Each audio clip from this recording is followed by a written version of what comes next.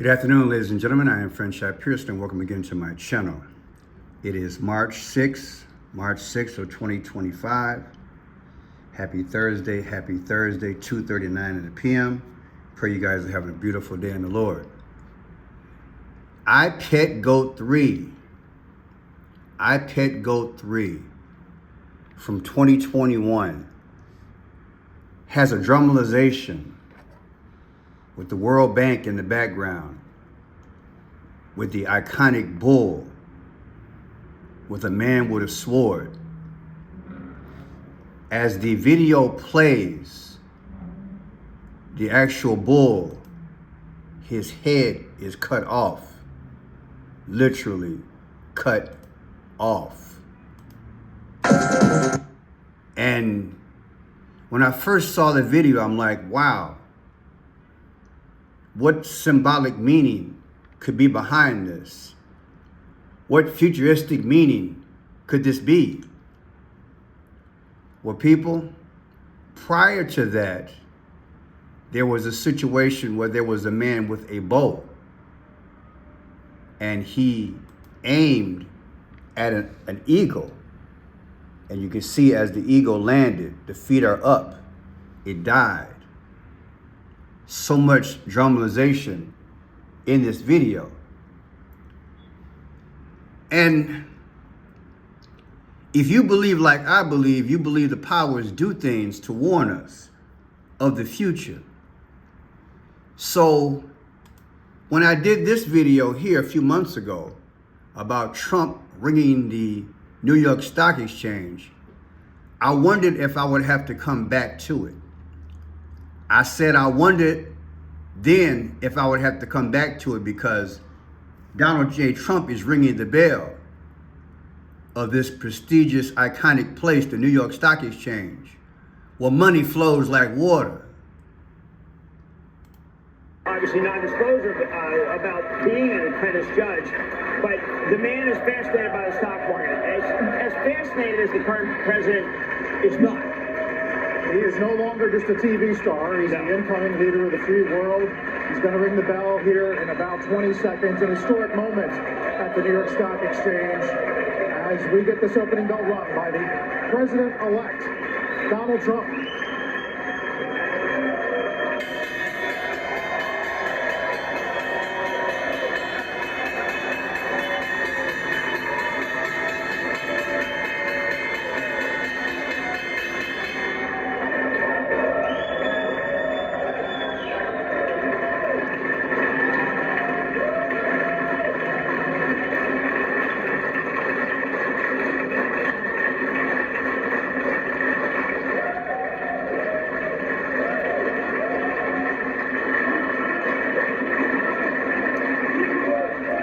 USA, people are excited. People were excited, but they had no idea what was to come. When I did this video, I counted how many times the bell rang. Give or take, it rang 50 times.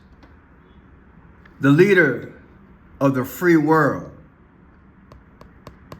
to be second time around to be president of these United States, that bell rang 50 times. I've been teaching for a while that 50, we need to have pause when we hear that. The powers are symbolically speaking to us. I do believe that. And 50 to me means 50 states. 50 states. What is going to happen to the 50 states? Is there an arrow pointed at the American eagle?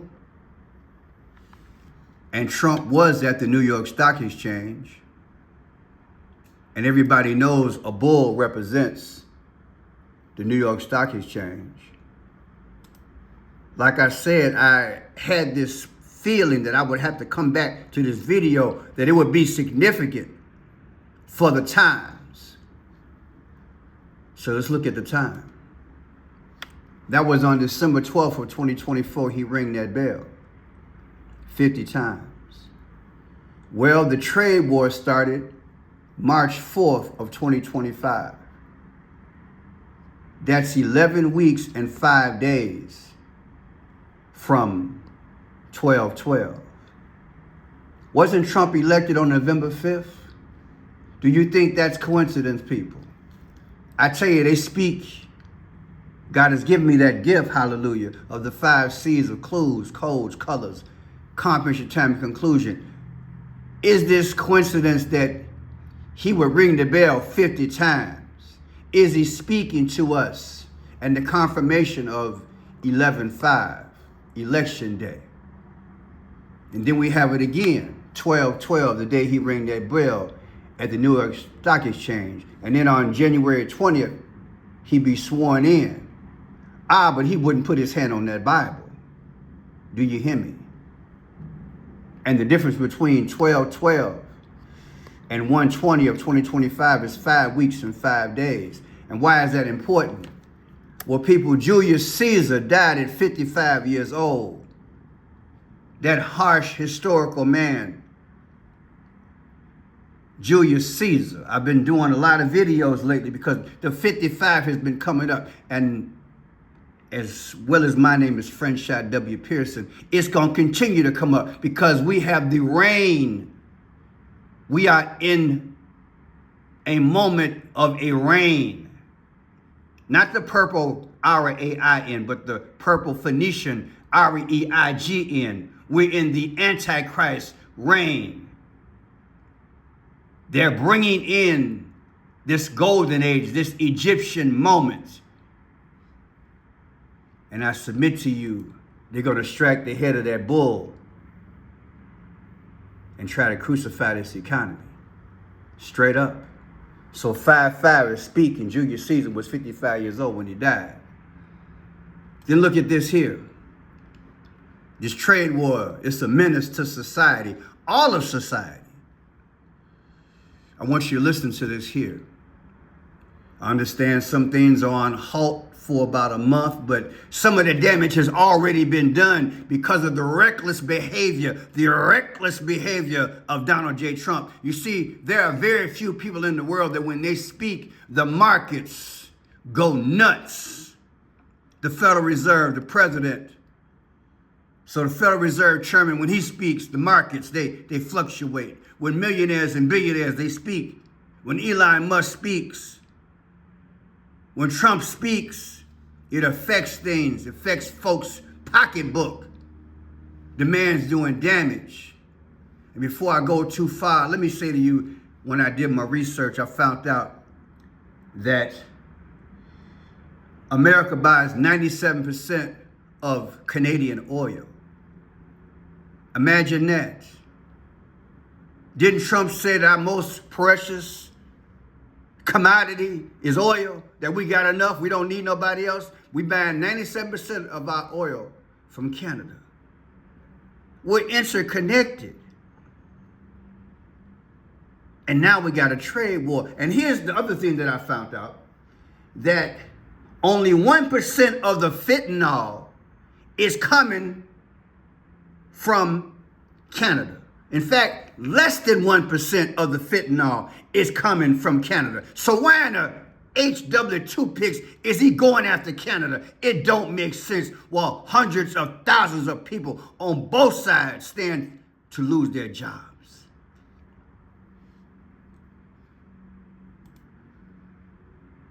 Baby, he's knocking off the head of the bull. He done got up in there and rang that bell.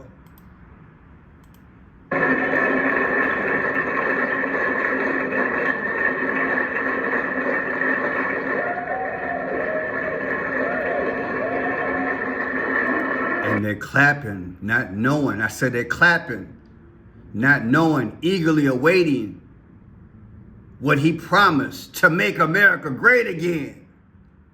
But this is reckless, don't you agree? Let's listen here.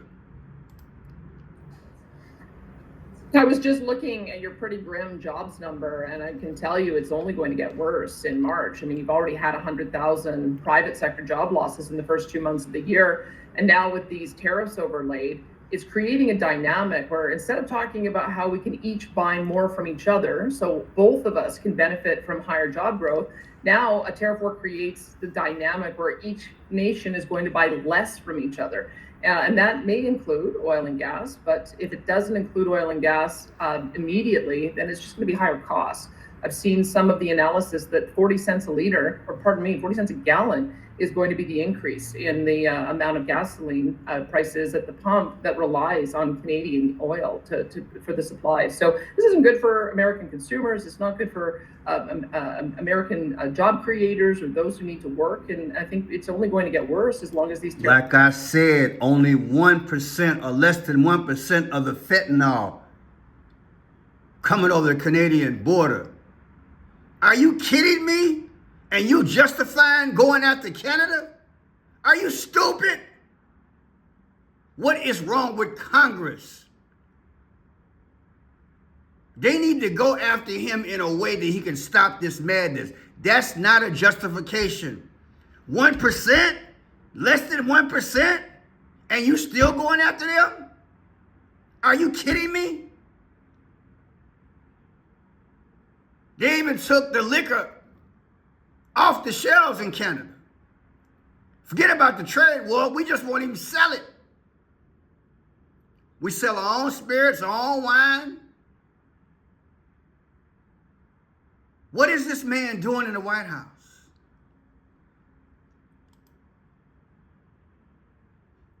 You know, let me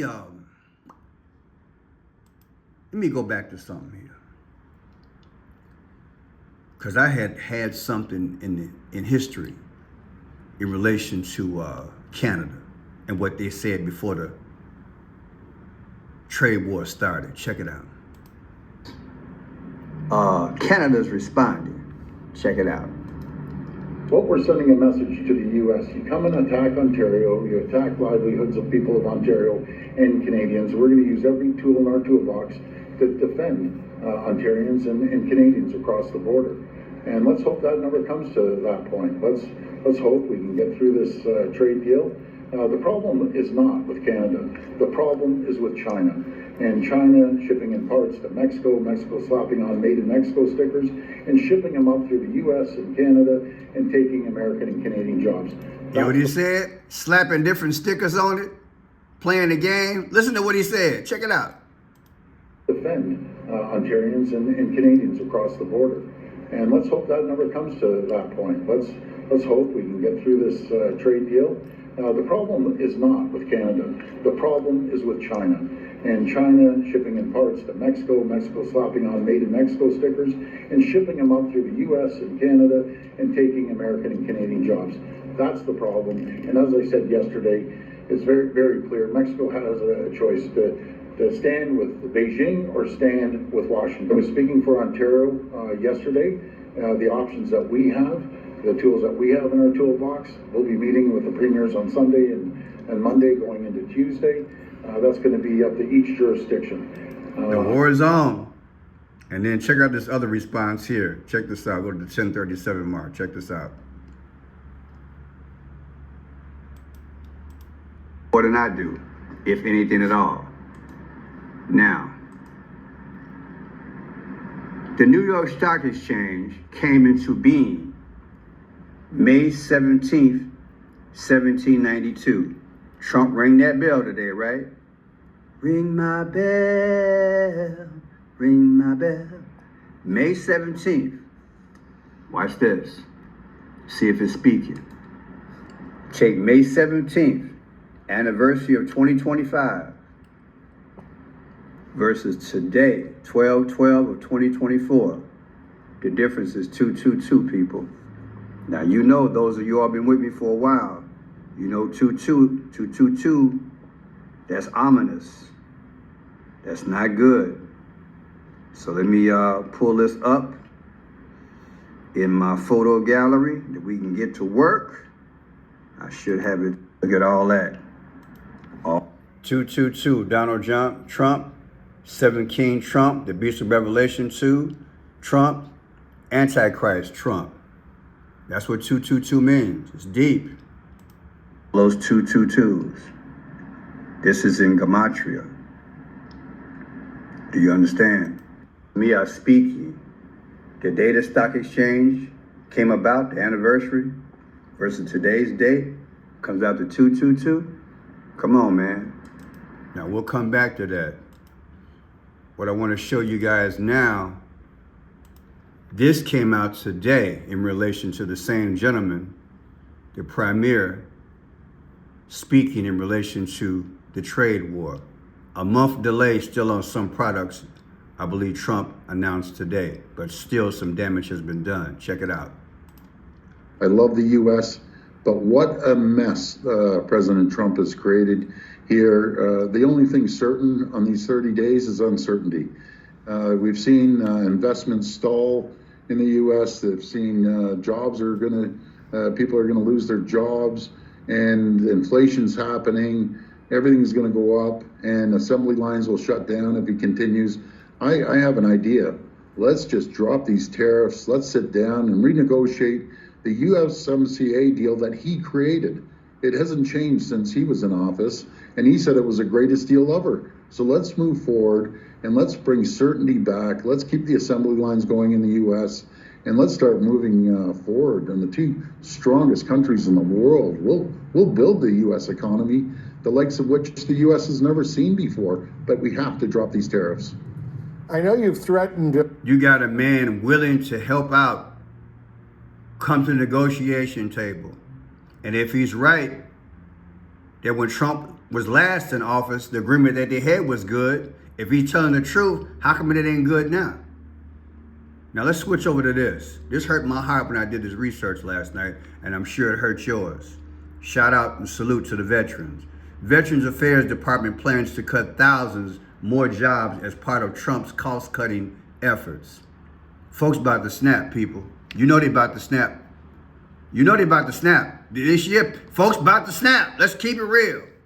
The Department of Veteran Affairs plans to slash thousands of employees in the coming months as part of the President Trump's initiative to scale back the size of the federal government, according to a memo from the agency's chief of staff. The memo sent Tuesday to top Veterans Affairs officials and obtained by CBS News described the agency's plans for reduction in force, which is expected to take place in August. The department's goal is to return its workforce to 2019 levels of just under 400,000 employees, a cut of more than 70,000 workers. Like I said last week when I did a live and I broke down mentally because I was trying to tell y'all the truth about this problem coming, Biden lied to us. He literally lied to us. Congress lied to us. All they did was fund the initiatives of Joe Biden, knowing they were kicking the can down the road and adding to inflation and adding to our budget, which is now $36 trillion. My last research, Biden, give or take, he added another $4.7 trillion to the debt. And a big chunk of that is that he created jobs which had no business being created. I said it, there's another way to do it, and that's the right way. Government, stay out of our business. We can make free enterprise work. We know how to make it work. And these crazy trade deals, like I told y'all, that Papa Bush and Clinton set up, they're still haunting us. 3-4 generations later. Nobody wanted to listen to the experts back in the day, like Ross Perot. Nobody wanted to listen to Ross Perot. They called him a knucklehead and a nut. A billionaire who loved this country, had nothing to lose, told us, in the future, you're going to hear a giant sucking sound by sending all these factories overseas. You can't make great what you don't own. Do you understand? It's deep. Let me hasten on. Outside the VA hospital in Santa Rosa, it wasn't the usual crowd of protesters. Veterans, many of them from the Vietnam War, were feeling betrayed. I thought it was pretty much hands-off veterans. You know, nobody wants to say I sponsored a bill to cut the veterans' benefits. But being Trump did it, all his lapdogs will do whatever he says. There was plenty of anger about Donald Trump. Last week, nationwide, 1,000 VA workers were let go by Elon Musk's Doge, with another 1,400 in the last few days. They are the workers these people rely on for health care. Be strong during this, and don't let fear take us over. We have to stay strong. We have to stay united. Katie Weber is a disabled veteran who says many of the wounds suffered by Vietnam veterans are as much mental as they are physical. We've already lost 2,400 people in 2 weeks. So we have a problem if we lose any more. If we lose these folks, we're done. You're going to see suicide like you never saw. Did you hear that? That should give you chills. You're going to see suicide. And people, that sends a message, not only to America and the veterans, but people throughout the world. If you don't care about your veterans and the elderly, you lost your country, people. I don't care what nobody say. If you don't take care of your homeless, the elderly, and the veterans who fought for this thing, of many wars where I know it was a lot, but they still went out there and fought for us. And like I said, Biden's not innocent. Biden didn't grow the economy the proper way. They just spent money and created jobs the wrong way. And now here come Trump. Oh, I gotta save America. Here come Elon. I gotta save America. Crazy, people. It's crazy. I just want to show y'all the history. They set us up. They set us up so they can create a new world order. They want to crucify the economy. Says it sometimes takes 2 months to schedule an appointment and up to a year for the VA to process medical paperwork. She's worried the situation will only get worse if the Trump administration cuts back on staffing. Less people, less appointments, less paperwork process. Secretary Doug Collins says these layoffs will not cut back on health care or benefits to veterans. But Livier Lazaro, the commander for VFW 7420 Don Diego, doesn't believe it. It just doesn't make sense. If you fire everybody from a job, you're not going to have the same quality of cares. Lazaro is in Washington, D.C. with more than 1,000 VFW representatives lobbying for veterans' benefits on the congressional floor. I get angry, too, just because sometimes hearing people that never put on the uniform trying to tell you what you need and how much you need of it and stuff is disrespectful. The administration emphasizing that these cuts will improve efficiency and healthcare services. You got to be a special kind of idiot to believe that. I commend her going out there. And this is what I mean. When you vote, you got leverage, you go out to Washington, D.C., and you move on them. But it's going to take millions of us to do this thing. Because they're disrespecting us. That's why they're moving so swiftly. These are devils. These are devils. Call it like it is. Now here's the farmers. And shout out to this brother. I used to feature him a lot in my last Friendship Pearson YouTube. The black farmers are getting killed and crucified. All farmers are getting hurt. But the black farmer's been going through hell. And like he said in one of his videos a few years ago, when you look at it like this, it's not color, it's food. If you hurt the black farmer, you hurt farming in general. Do you feel me? And so we've been neglected, people. They keep using this race thing. Well, let me help this type of farmer, not help that type of farmer. Food is food. Check it out. John Boyd Jr. is a fourth-generation farmer. He grows wheat, corn, and soybeans here on his 1,000-acre farm in Southern Virginia. He also founded the National Black Farmers Association, and he's no fan of President Donald Trump. The president casts a net of uncertainty. Every time he makes one of these wild announcements that people are saying, yay, tariffs to China, tariffs to Mexico, tariffs to Canada, USAID, it's over, it's done. Every time he makes those type of drastic announcements, he affects America's farmers. Within days of taking office, President Trump dismantled USAID, a humanitarian program that's been a lifeline for the most vulnerable around the world, and a critical source of income for U.S. farmers, paying them hundreds of millions of dollars a year for their crops. He also froze some funding for farmers and rattled trade markets. We take it totally for granted. And what we're doing in this country right now, we're gambling with all that. Now, from what I heard is that the courts jumped in and they overturned, if that's the best way to say it, they overturned, here it is here. They lift the freeze. They lift the freeze on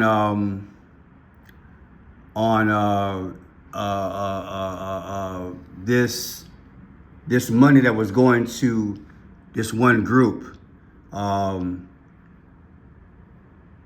in relation to farmers, USID, whatever that is. So that's pretty good so far. Let me hasten on to this here. Now here's a guy who went out to Washington, D.C. He was invited by a politician. He was at Trump's speech the other day because he just got fired from his job working for the VA after serving 10 years war for our country. For Andrew Lennox, working for the U.S. Department of Veterans Affairs wasn't just a job. This is family. After serving in the Marine Corps in the Middle East for a decade, he later accepted a position with the VA as an administrative officer in Ann Arbor. Lennox said he helped run the ambulatory care services. 2 months into the job, on February 13th, he learned he needed to pack up his office. They terminated me for poor performance. And Which you never had a performance review. No, I was doing a great job from like all accounts. While he lost his job, his work transitioned into advocacy, protesting his firing and other federal workers. It's partly why Senator Alyssa Slotkin invited him as her guest to the president's joint address to Congress Tuesday. Later, she gave the Democratic response. America wants change, but there's a responsible way to make change and a reckless way.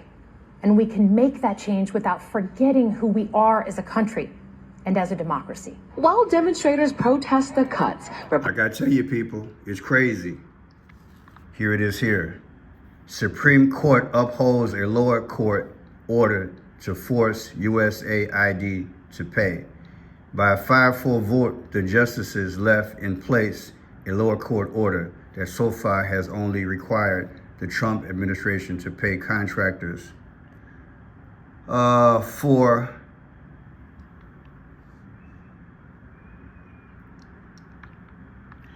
let's see, for foreign aid work that has already been completed, roughly $2 billion. The case began 2 weeks ago when 2 major foreign and aid contractors, the AIDS Vaccine Advocacy Coalition. So yeah, it looks like this thing is going to be in place for a while until they get it together. My name is Franchise Pearson. Tell me what you think. They're cutting off Trump is hurting the country. Tell me what you think. And yes, we voted for him, but we're going to push him. Moses going after Pharaoh again. I can hear through the corridors of time those beautiful words from our Father God. Let my people go. God bless America and God bless the world.